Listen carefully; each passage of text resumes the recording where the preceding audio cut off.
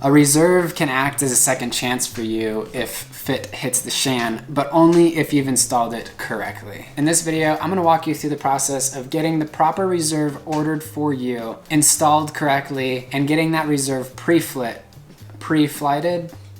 how to pre-flight your reserve in order to make sure that you are good to go. A lot of the reserves out there on the market don't come with an instruction manual, quite ironically. And I've noticed that finding quality content on this subject can be very difficult. And this is why I'm excited to get this content out to you guys. I love making these videos. It means the world to me if you simply give this video a thumbs up.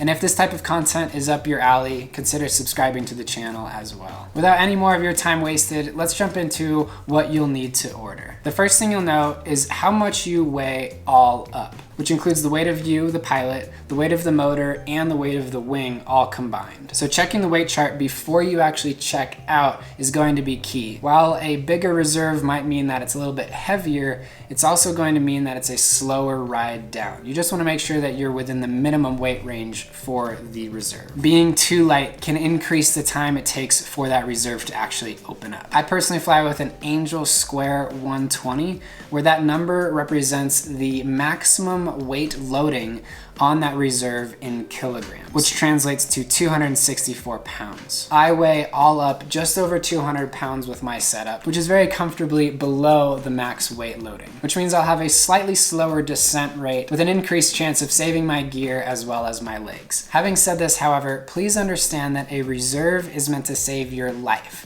not the gear or your ankles. So with the proper size of your reserve chosen, we now need to make sure that we purchase a set of rapid links that is going to connect your bridles to the reserve to your actual harness. When you receive your reserve, it's going to come tightly packaged in this plastic wrap, and inside that you're going to have the reserve, which is contained in what is known as a diaper. This is usually a bright colored cover that conceals the reserve, folded perfectly and tightly within. When you are unpacking your reserve, be very, very careful not to pull the bite in the reserve lines on the underside of the reserve out of the loose bungee holding that bite together. Unfortunately, if this falls out, you'll need to send your brand new reserve off to a certified packer to have your reserve repacked to ensure that your reserve will deploy correctly and on time. So now let's go ahead and place our reserve into the reserve pouch. Make sure the diaper is closure side down, holding the bite in those reserve lines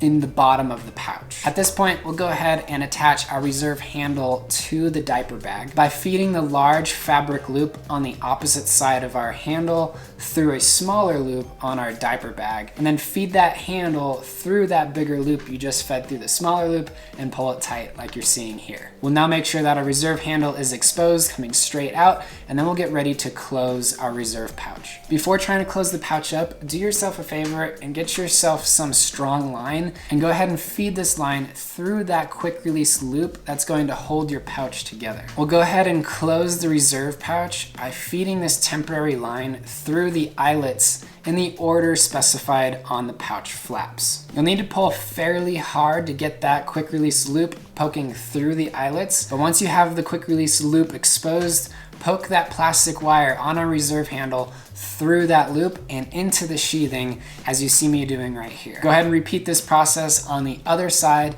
and then make sure that your reserve handle tabs are tucked into the sheathing as well. Finally, finish up with any covering Velcro flaps, and we'll be ready to install our reserve onto our motor. Just briefly, before I move on to the installation process, I want to give a quick shout out to my supporters on Patreon. These awesome people right here allow me to provide you with this level of quality content for free. I am incredibly grateful.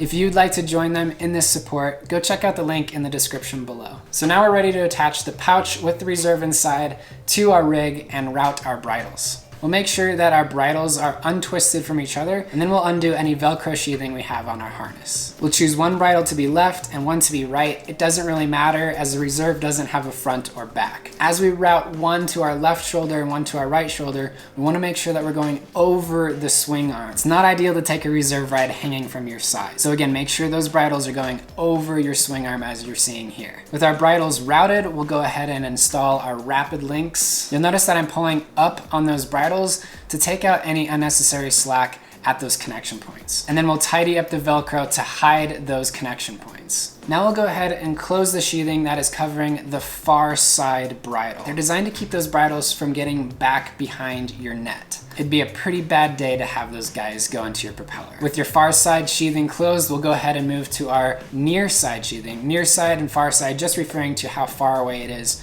from the reserve pouch. This sheathing is the most important, as now you have a discrepancy in the amount of your bridle's slack. We want to conceal any slack we have inside of our near side sheathing. And the goal is to get this sheathing as tight as possible around your bridles, which means that the thinner your bridle bunch is, the better. I do this by making the zigzags in my bridles as long as possible. Once I get the sheathing closed around this bridle bunch, I'll make sure that everything looks good, nothing's gonna easily fall out, and then I'll go ahead and move into my reserve, pushing any additional slack that I might have, which shouldn't be very much, into the reserve pouch. And there you have it. Congratulations, your reserve is now installed. Now let's go ahead and talk about the pre-flight process. Starting with the pouch, we want to make sure that our quick release wire is poked all the way through and into the sheathing with plenty of slack on both sides. Keep in mind, if one side falls out, your reserve can easily deploy,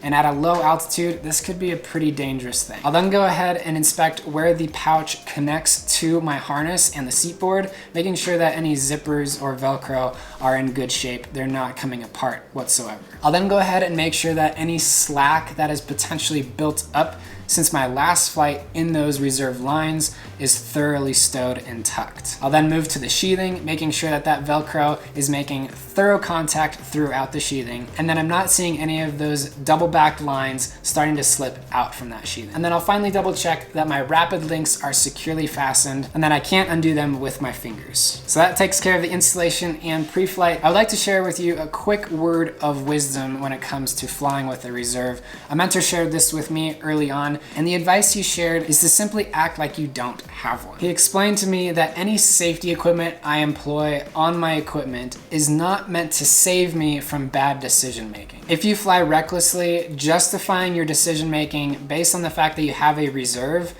that reserve is not likely going to save you. And I will leave you with that. If you're looking for more pre-flight tips, go ahead and check out this video right here. Thank you guys so much for watching. This is Lifted PPG. My name is Micah Stevens. Don't forget to take that deep breath, and we'll see you guys in the next one. Happy holidays. Thanks for watching. We'll see you next time.